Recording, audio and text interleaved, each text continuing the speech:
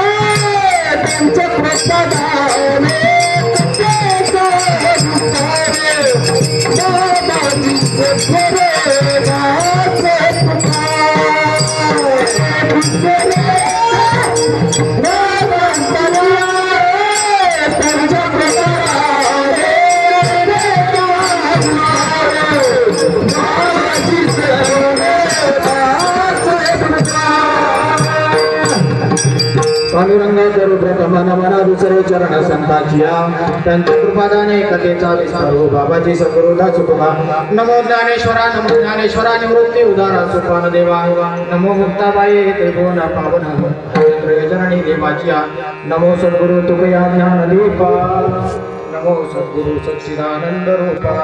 नमो सद्गुरु भक्त कल्याण मूर्ती। नमो सद्गुरु भास्कर पूर्ण करती सेवेला भी सेवक झालो तुमच्या लागलो निज चरणासी। अहो स्वामी तुकया देवा यावरी न करावा वेरू मस्त कहे बायावती मस्त कहे बायावती मस्त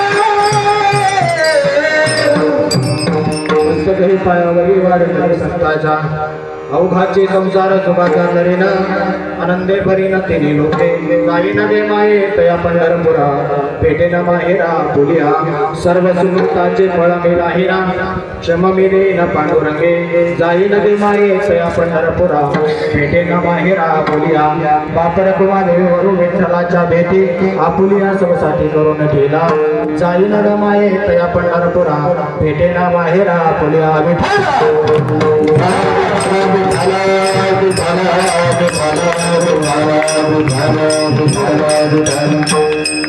प्रस्तुत कीर्तनरूपी सेवेसाठी घेतलेला अभंग कैवल्य साम्राज्य चक्रवर्ती माऊली ज्ञानोबा राय।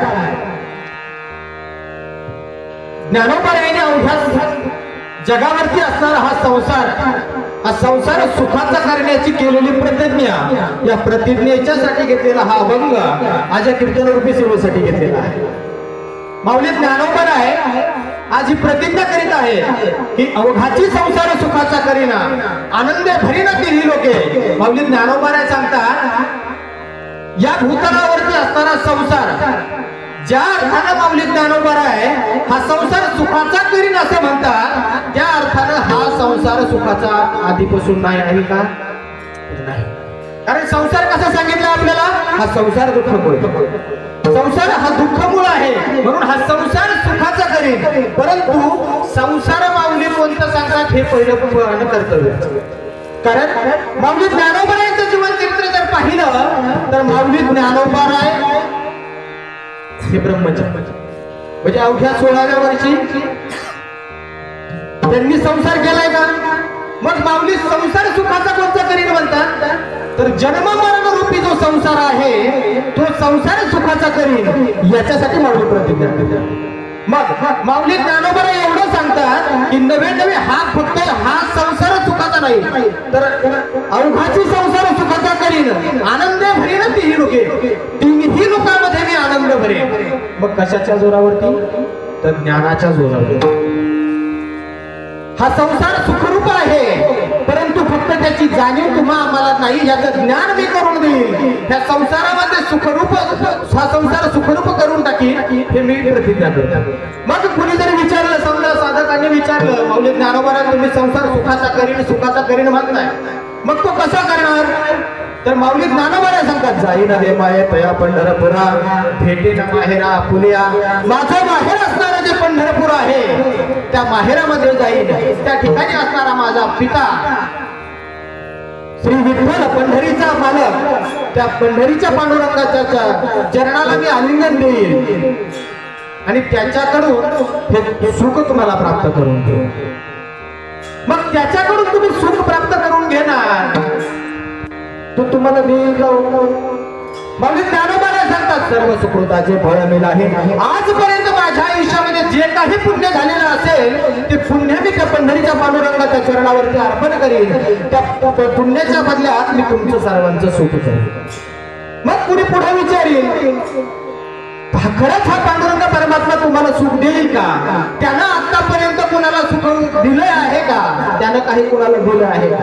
माऊली ज्ञानोबा सांगतात, बाप रखमादेवीवरून, तो माझा जो बाप आहे, जो रखमादेवीचा पती आहे, तो असणारा जगत नियंता, जगाचा निर्माता परमात्मा, त्या परमात्म्यानं आतापर्यंत त्याच्या भेटीसाठी गेलेला प्रत्येक संत, नवे नवे प्रत्येक साधक त्याच्या सारिकात विठ्ठला पाहावयासी गेलो, विठ्ठलाची होऊन आलो, त्याच्या सारिकात करून टाकलाय. म्हणून तो नक्कीच मला सुखरूप दे, सुख तुमच्यासाठी देईल. हा झाला अभंगाचा सरळ सरळ आता